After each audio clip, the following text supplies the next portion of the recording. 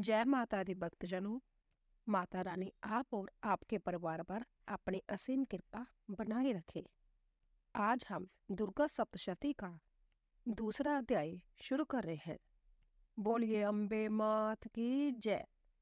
देवताओं के तेज से देवी का प्रादुर्भाव और महिषासुर की सेना का वध। मैं कमल के आसन पर बैठी हुई प्रसन्न मुख वाली महिषासुर मर्दनी भगवती महालक्ष्मी का वचन करता हूँ, जो अपने हाथों में अक्षमाला, फरसा, गदा, बाण, वज्र, पद्म, धनुष, कुंडिका, दंड, शक्ति, खंडक, ढाल, शंख, घंटा, मधुपात्र, शूल, पाश और चक्र धारण करती है।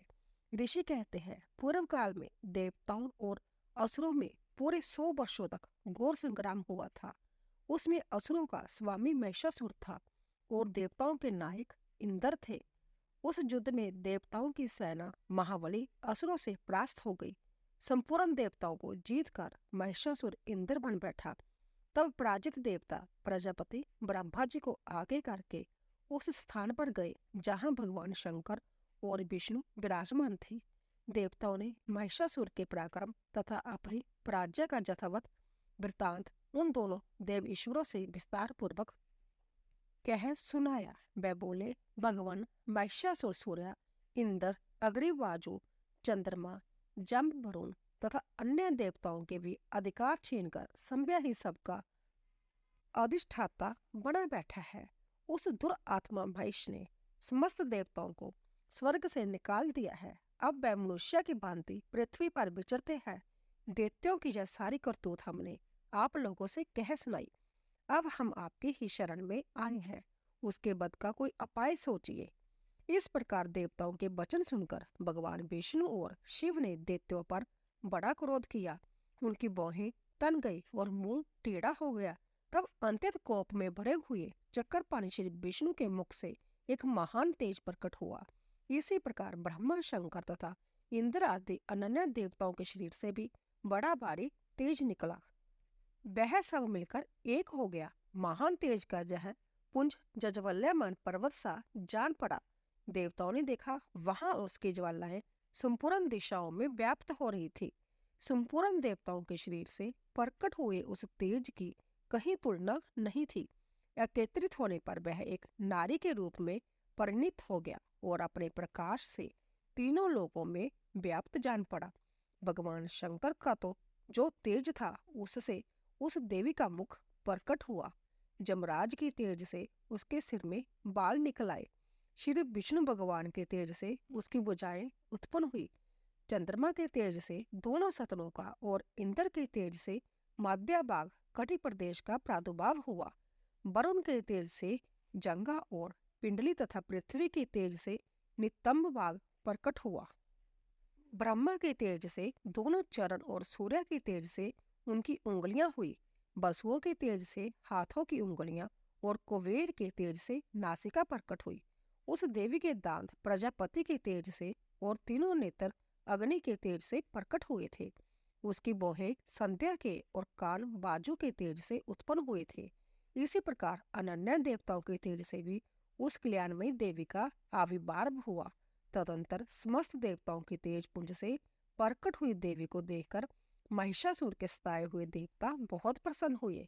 पिनाकधारी भगवान शंकर ने अपने शूल से एक शूल निकालकर उन्हें दिया। फिर भगवान विष्णु ने भी अपने चक्कर से चक्कर उत्पन्न करके भगवती को अर्पण किया।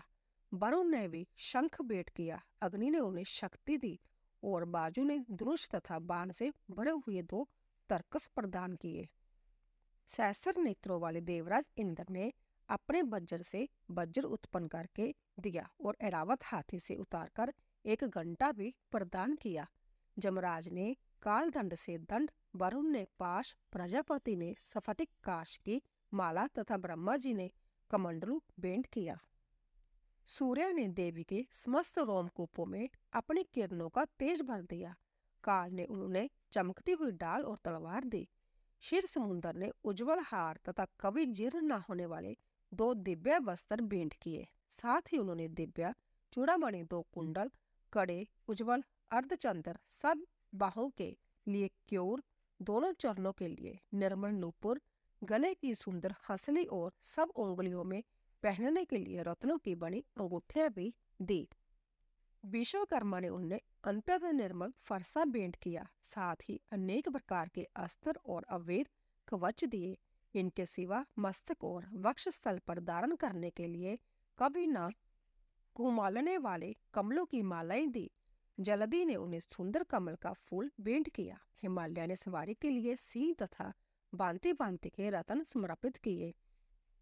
धनाध्यक्ष कुबेर ने मधु से भरा पान पात्र दिया तथा संपूर्ण नागों के राजा शेष ने, जो इस पृथ्वी को धारण करते हैं, उन्हें बहुमूल्य मणियों से विभूषित नागहार भेंट दिया। इसी प्रकार अन्य देवताओं ने भी आभूषण और अस्त्र शस्त्र देकर देवी का सम्मान किया। फिर उन्होंने बारंबार अट्टहास पूर्वक उच्च स्वर से गर्जना की। उनके भयंकर नाद से संपूर्ण आकाश गूंज उठा। देवी का जय अत्यंत उच्च स्वर से किया हुआ सिंहनाद कहीं समा न सका। आकाश उसके सामने लघु प्रतीत होने लगा। उससे बड़े जोर की प्रतिध्वनि हुई, जिससे संपूर्ण विश्व में हलचल मच गई और समुद्र कांप उठे। पृथ्वी डोलने लगी और समस्त पर्वत हिलने लगे। उस समय देवताओं ने अत्यंत प्रसन्नता के साथ सिंह भवानी भवानी से कहा, हे देवी, तुम्हारी जय हो। साथ ही महर्षियों ने भक्ति भाव से विनम्र होकर उनका स्तवन किया। संपूर्ण त्रिलोकी को शोभग्रस्त देख दैत्यगण अपनी समस्त सेना को कवच आदि से सुसज्जित कर हाथों में हथियार ले सहसा उठ खड़े हो गए। उस समय महिषासुर बड़े क्रोध में आकर, आह, ये क्या हो रहा है? फिर वह संपूर्ण असुरों से गिरकर उस सिंहनाद की ओर लक्ष्य करके दौड़ा और आगे पहुंचकर उसने देवी को देखा, जो अपनी प्रभा से तीनों लोगों की प्रकाशित कर रही थी। उनके चरणों के बार से पृथ्वी दबी जा रही थी। माथे के मुकुट से आकाश में रेखा सी खींच रही थी तथा वह अपने धनुष की टंकार से सातों पतालों को शुद्ध किए देती थी। देवी अपने हजारों भुजाओं से संपूर्ण दिशाओं को आच्छादित करके खड़ी थी। तदंतर उनके साथ दैत्यों का युद्ध छिड़ गया।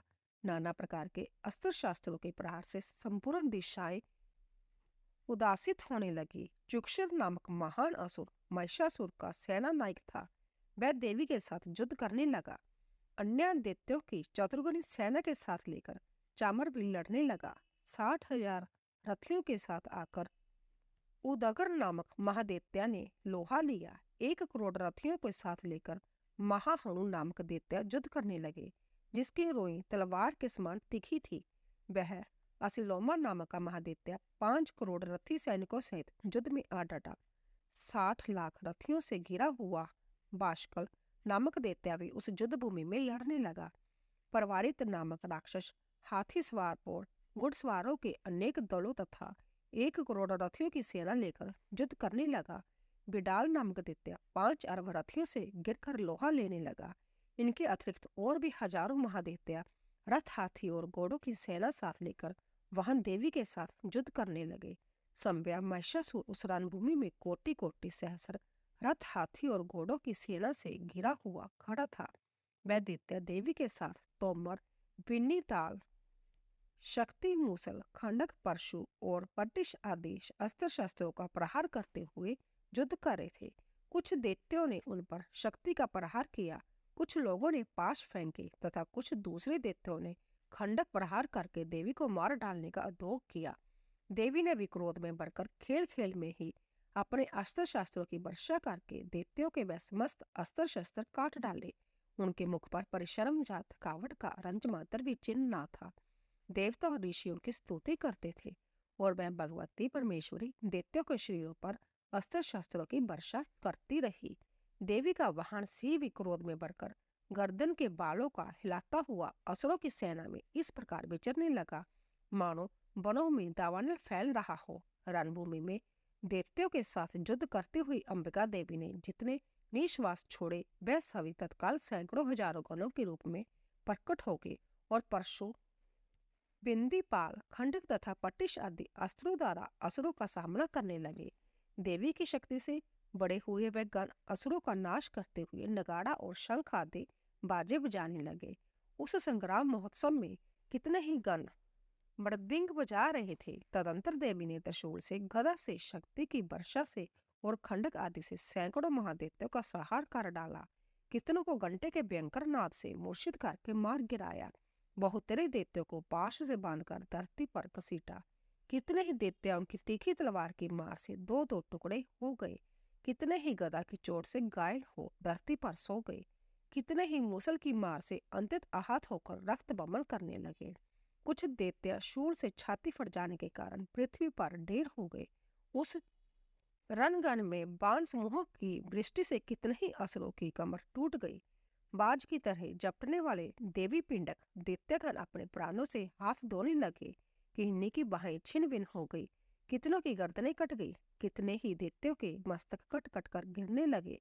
कुछ लोगों के शरीर मध्य भाग में ही विदर्न हो गए। कितने ही महादैत्य जांघें कट जाने से पृथ्वी पर गिर पड़े।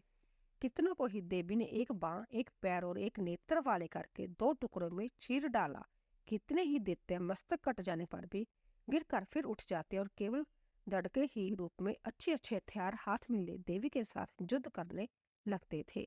दूसरे कवंत युद्ध के बाजों की लेह पर नाचते थे। कितने ही बिना सिर के दड़ हाथों में खंडक शक्ति और रिष्टि लिए दौड़ते थे तथा दूसरे दूसरे महादैत्य ठहरो ठहरो जय कहते हुए देवी को युद्ध के लिए ललकारते थे। जहां वह घोर संग्राम हुआ था वहां की धरती देवी के गिराए हुए रथ, हाथी, घोड़े और असुरों की लाशों से ऐसी पट गई थी कि वहां चलना फिरना असंभव हो गया था। दैत्यों की सेना में हाथी, घोड़े और असुरों के शरीर से इतनी अधिक मात्रा में रक्तपात हुआ था कि थोड़ी ही देर में वहां खून की बड़ी बड़ी नदियां बहने लगी।